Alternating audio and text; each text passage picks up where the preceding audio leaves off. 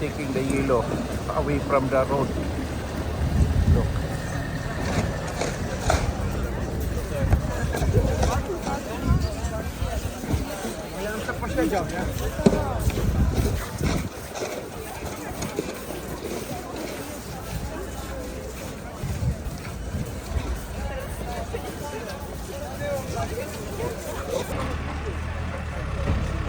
Gabi. Ito, nagtatanggal ng yelo.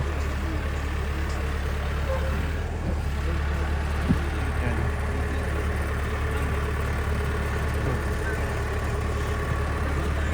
Ito, nagtatanggal ng yelo.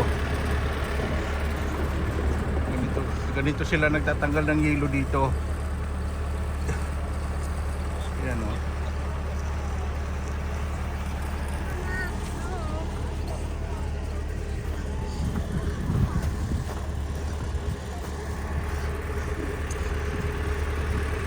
Ayan.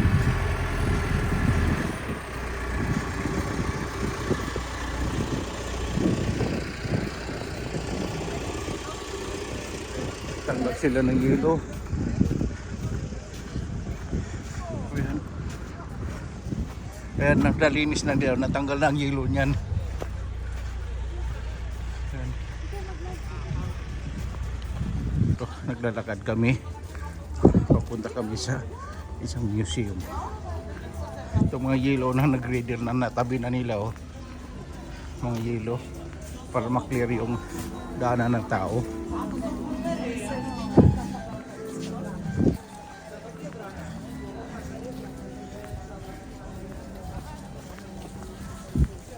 Lakad-lakad.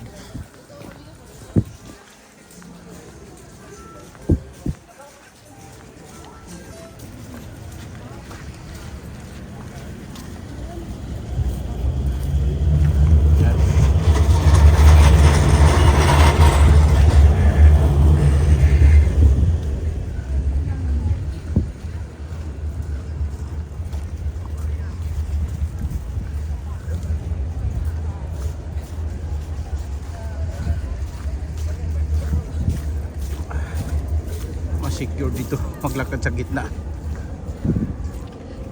kaysa dyan sa tabi.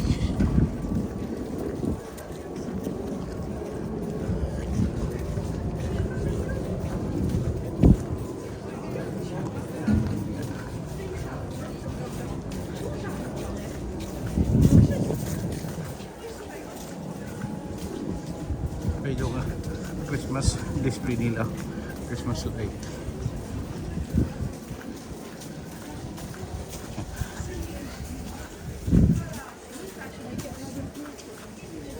Yeah. You can do it. You can ask if you want when coming back. Huh? But the problem you have is problem you cannot come back here.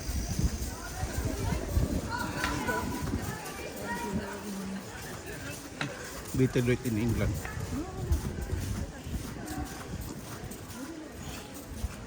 Yeah, you can do it anyway if you want. It's like if I get listen to the cheaper. No, Philippines are not recommended to you. Philippines because they need to keep using and using.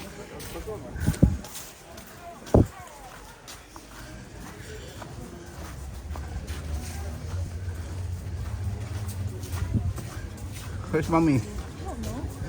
We have to wait, mommy. Ayan.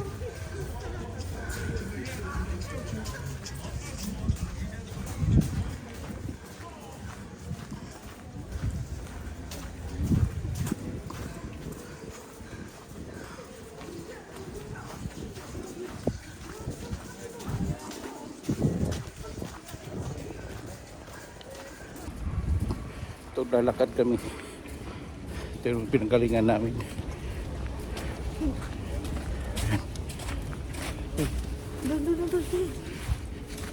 Wala naman sasakyan. Ba't ka tumabi? Mas secure maglakad dito sa gitna kaysa doon sa tabi. Pa-slide ka sa snow. Ayan, no? Ayan. Yelo po yung mga dinadaanan namin, no? Sa gilid. Ayan.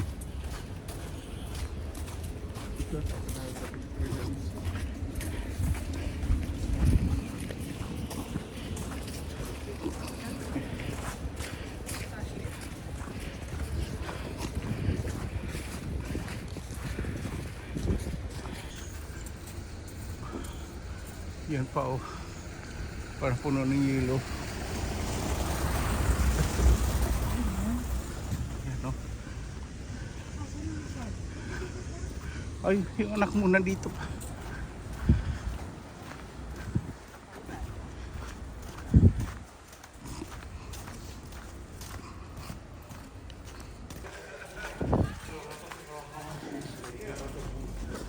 Ito.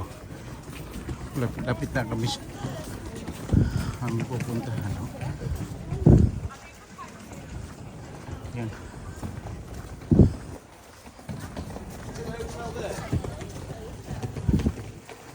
Yan na. Puting-puti sa yelo. Tapos yung dinadaanan namin. Yan. Tinabi na yung mga snow. Hindi nga lakad.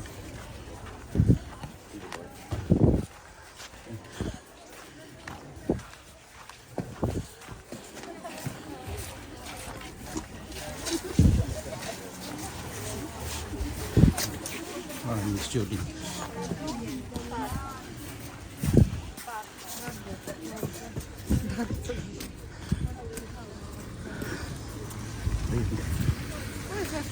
May malaking ulo doon, bibi ko. Where? This one? Ah, we have to cross in. Yes, mommy.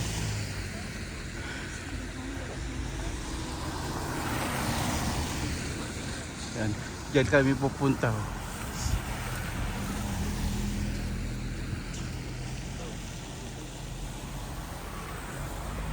Yan, oh.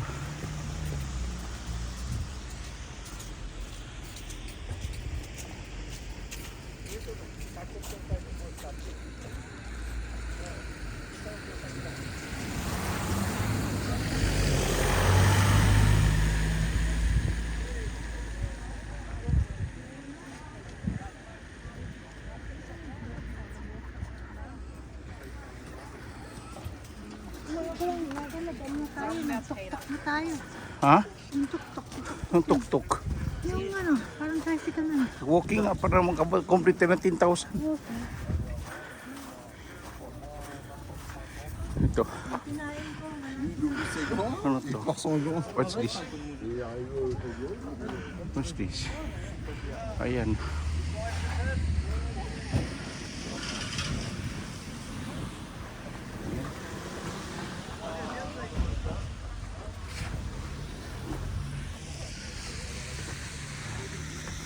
Ayan.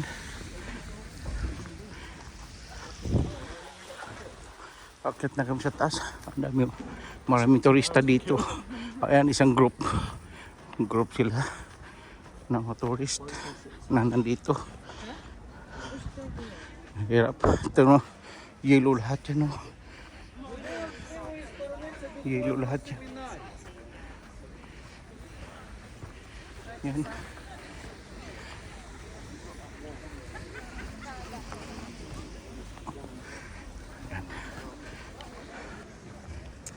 You were a bit optimistic to leave it.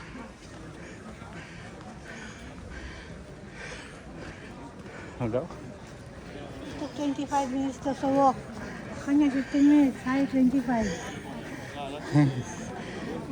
What do we do now?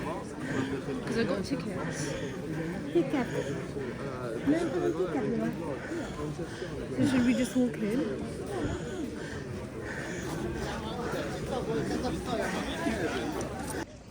Ngayon nandito kami sa castle. Ngayon, ito hindi pa nga tapos ang na-clear ang snow sa kalsada. Ngayon nag-umpisa na naman pagbagsak ng snow. Ayan, unti-unti nang bumabagsak ang snow na naman. Ayan o, snow coming in there. Kaya yung parang puti na ulap ay snow po yan. Unti-unti nang bumabagsak dito sa amin. Kaya sabi ko nga, hindi pa nga tapos yung pagke-clear ng snow dito sa daan. Nagkumpisa na naman ang snow na bumababa. Ayan, kung makita nyo, nag-starting na parang ambon-ambon. Pero hindi po yan ulan, yan po ay snow. Ayan o. Kung napapansin nyo, na unti-unti nang bumababa ang snow. Ano? Hindi pa nga tapos ang pag-clear ng snow sa gitna ng daan. Makapal na mga tinatabing snow ito sa daan, pero bumabagsak na naman ang snow. Kaya yun, parang hindi nakikita na po ang ulap kasi nadyan na naman ng snow, bumababa na. Kaya ito ngayon nag ano na naman, no, umpisa naman. Yan.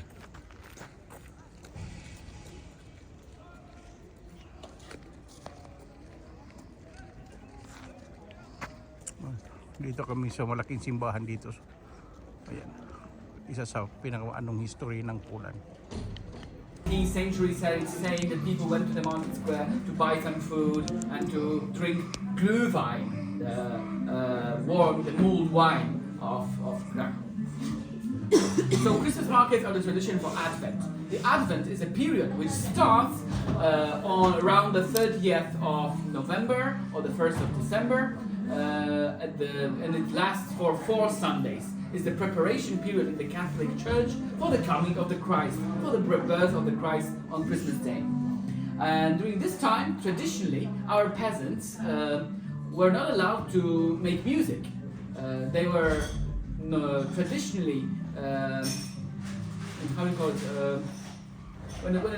Detuning. They were detuning their instruments for the time of Advent and only tuning them back again for Christmas. So the only instrument that was allowed to be played during the Advent was the trumpet and everything that would be blown. That only trumpets and the peasant, how do you call it? Sambonia, this kind of instrument. This is what they were allowed to play. Coming into the Christmas Day, we celebrate Christmas rather on Christmas Eve than on Christmas Day itself. We get around the long table, families of 12, 20 persons invite each other year by year in exchange, and what we serve are 12 dishes. 12 dishes to commemorate the 12 apostles, or just to give the Christmas Eve dinner a little bit of symbolicity, because 12 is an important number in the Jewish religion and consequentially in the Christian religion. So 12 dishes. Some families nowadays, rather than serving 12 different dishes, imagine a table full of plates, they cheat and they count bread, they count fish separately from the potatoes, and arrive at 12 easily. And in my family, we normally serve up to 5 dishes, and we count bread separately. So it's herring. We very often serve herring in 3 forms. One herring is served with carrot, one is sauté, and one is with garlic. So 3 kinds of herring, and of course it's pickled or preserved in oil. 2 ways to serve herring on Polish Christmas Eve table. Then we also serve pierogi, necessarily without meat. Christmas Eve is a fasting day. We are not allowed to eat meat on this day, and even if you're really religious, you wouldn't drink alcohol on this day. So we wait until Christmas for a good shot of vodka. We are in the preparation for Christmas, so we'll have a good shot of vodka. They'll be bringing it in a moment. Yeah, so the next dish that's characteristic for our Christmas Eve table is the bigos, cabbage. Bigos is all about cabbage. This is the hunter's stew. You take cabbage, you slice it, cut it thinly, and cook it for a longer period. Add some meat, add some plums, and some seasoning. Let it cool down, reheat it, cool down, reheat it a few times, and the more times it's done, the better the cabbage turns out. So cooked cabbage is the bigos, the hunter's stew. We serve it on Christmas table. Then we also serve fish, a lot of fish, all kinds of fish. Trout is getting very common nowadays because it's easy to get. You can buy it at the supermarket, and people are generally turning away from going to your local fish shop and moving to the supermarket. Yes, lemon. Bardzo dziękuję. Yes, if you would be so kind. Yes, you can just distribute it glass by glass.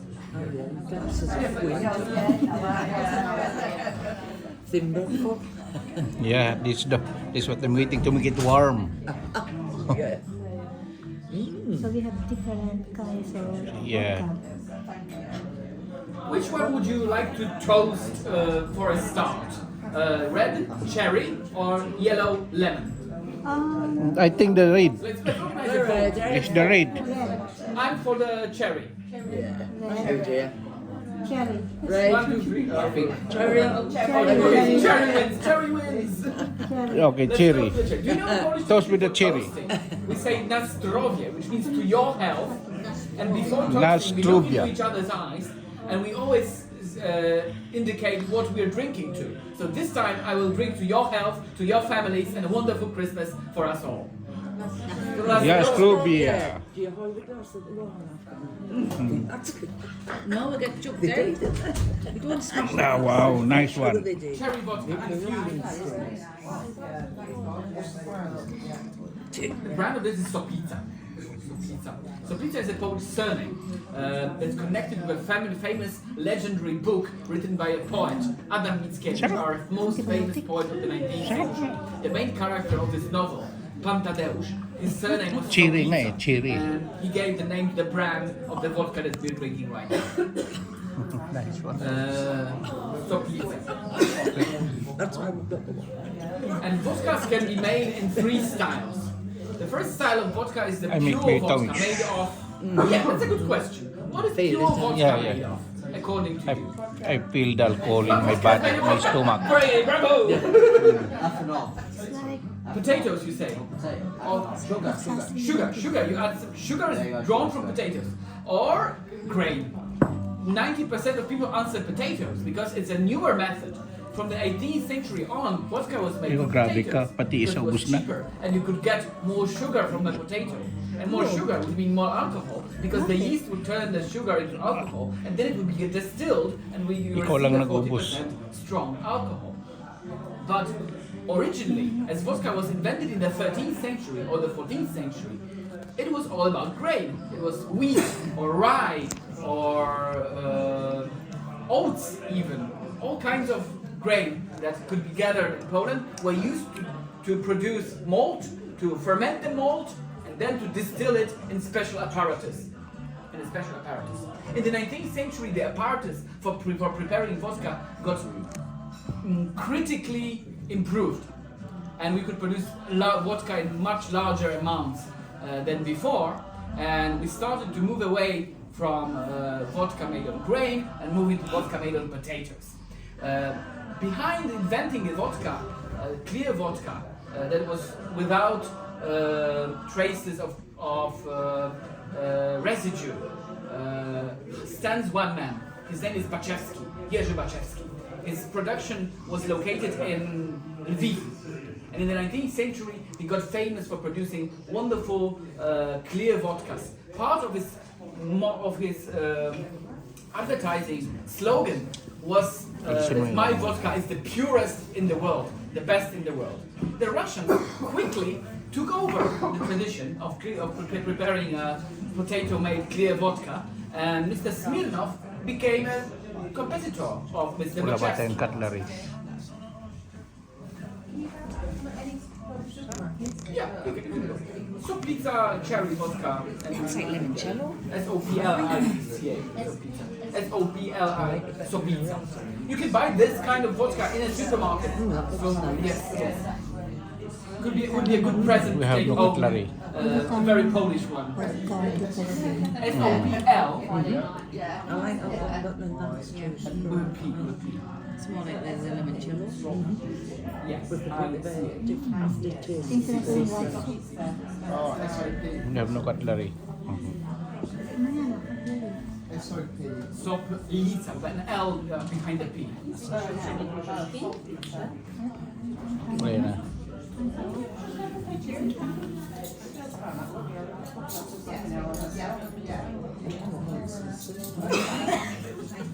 It's cold weather, you do We'll come back to the tradition of Mr. Bachevsky and Smirnov and their livery, but for now, bon appetit, as we say, smacznego, and enjoy your meal. Thank you. Thank you. What's your, ano? Fill up, mamaya. Yeah.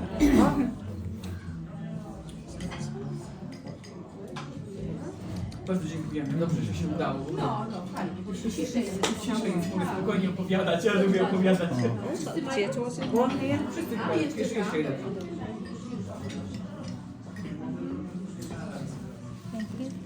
Thank you. Proszę bardzo, proszę.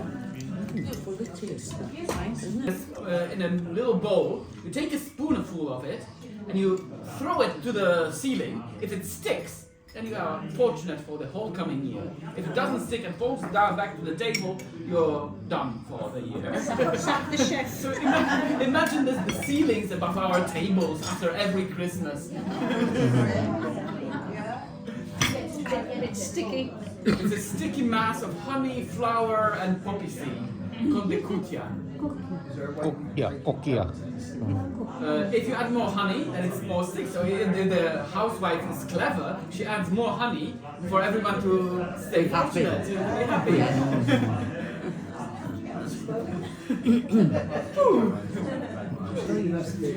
I mean, it depends on the family. Some families, especially in the older village, rural environments, they still do it. In cities, you don't normally do it nowadays. So another thing is the carp fish. I told you that trout is getting popular, but the next most popular fish is carp fish. I remember my family used to buy 3 or 4 carp fish, put them in a tub, and they were living there for a few days. Then my father took them out, used a hammer to kill them, and then my mother prepared them. So it was a kind of a tradition, like killing Every of the carp. household's got one. We used to have the hens. We used to kill them at Christmas. The hens. The chickens in the back of the garden. Turkeys. Yeah. So obviously, so it's a very rural thing. Nowadays in cities, we don't imagine, we don't conceive of it as a normal thing, but it used to be normal. Yeah. Did. Because we had no money. We used to have chickens in the garden. Chickens in the garden, rabbits running around everywhere. Yeah, we did. Just pick one out for Christmas. Aye. We would cry all weekend because it didn't want to kill it.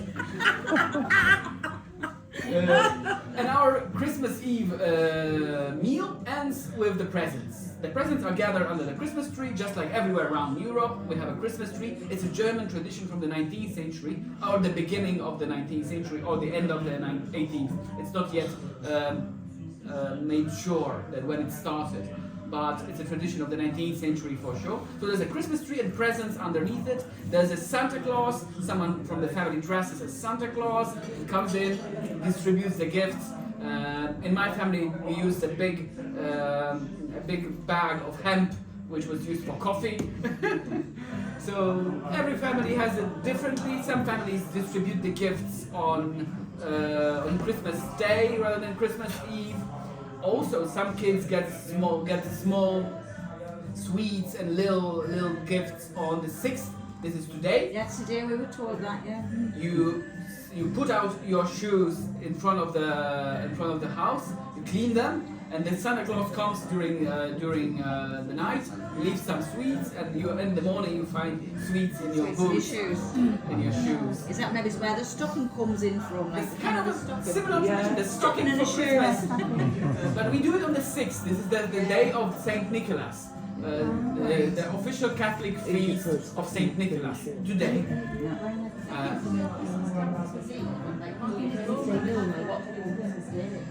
On Christmas Day, we gather around for a smaller dinner.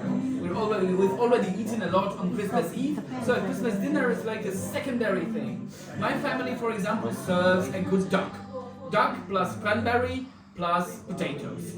And I always choose the wine for that. So that's my favorite part because I'm also a wine guide. In Krakow I do wine guiding. From wine bar to wine bar with Polish wine, descriptions and all the story of Polish winemaking. So I love choosing my wines. For a Christmas dinner I would choose a Zweigelt. This is a grape from Austria and also very widely planted in Poland. I don't know if you know, there are vineyards in Poland. There are vineyards, some 500 vineyards in Poland, just like no one knows that there are vineyards in the UK, which produce very good champagne. So when many of my guests say, yeah, we have better champagne than champagne. Yeah, so Polish wine, definitely. I'll show you a spot when we end our tour where you can get a few glasses of good Polish wine, best choice in a wine bar on the corner of the market square. Could be a good topping of the tour. While waiting for pierogi, I think it's time for another toast. But this time I invite you to propose No more left. the toast. No more. Cheers, everybody. Cheers. Cheers, everyone. Cheers.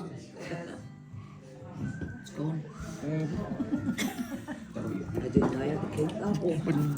You'll be coming to shop in a bit. Cooler. Same brand. It's a bit late,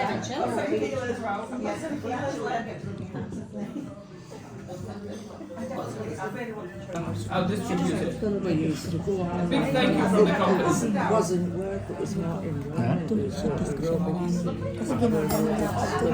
Tapos pag ginanong ka niya, I didn't think that it was nag-stop a ka. job, you know, and what?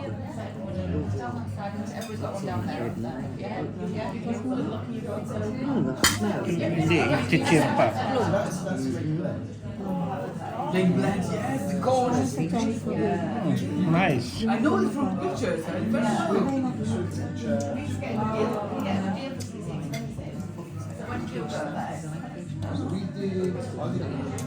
Nice. So, to your future journeys, to your future Christmas and a lot of years to come to Krakow. Na zdrowie. Subia. Wow, nice. Sweet one. Yeah, It's that's a- one, of course, yeah. Sweet one. Yeah. Your face doesn't say it looks like that. You've got another one still coming?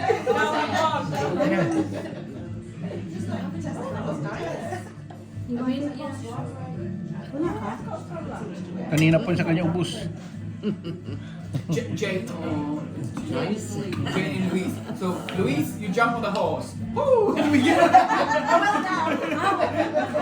Thank you. Let's move on to the next spot. I'll tell you all about Easter traditions there. Jump in the horse. No, jump na rin.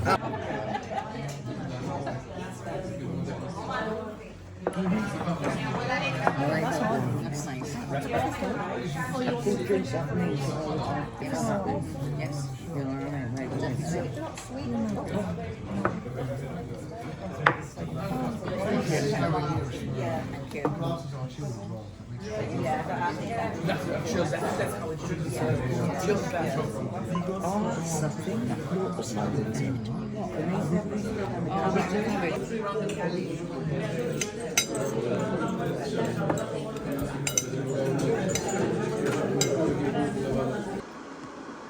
Itong vodka na ibabalik namin sa UK.